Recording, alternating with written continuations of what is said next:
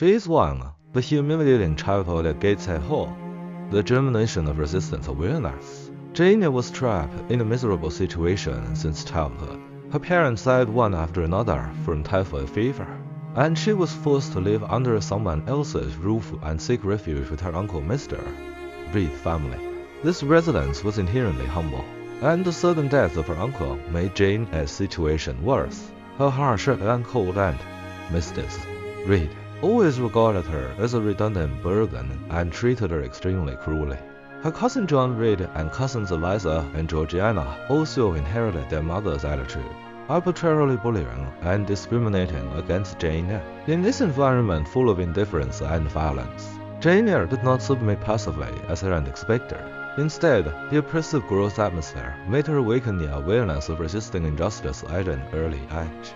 Once, John Reed flew into a rage because Jane Eyre read the family's books, not only roughly snatching the books and throwing them on the ground, but also punching her to the ground.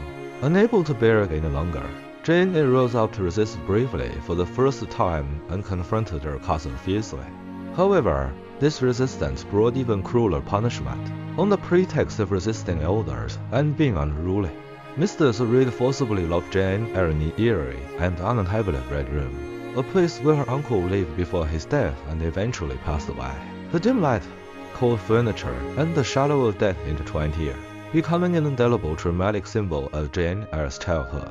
During the hours of imprisonment in the Red Room, Jane Eyre not only endured the extreme fear brought by the environment, but also deeply felt the humiliation and despair of being rejected by her relatives and treated unfairly. She shed tears silently in the dark, but her determination to escape from Gateshead Hall became stronger and stronger. This place was never home, but a cage that devoured her dignity.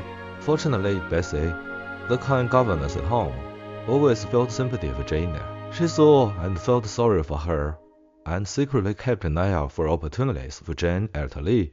Finally, with Bessie's mediation and help, Mr. Reed finally agreed to send away this thorn in her side, and Jane Eyre was officially sent to Lowood Charity School. This seemingly cold decision actually opened a new stage of her life.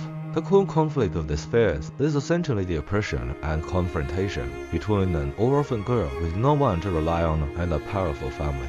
Although Jane Eyre's first resistance failed to completely change her situation, it sowed the seeds of pursuing equality and freedom, laying a key foreshadowing for her subsequent life choices.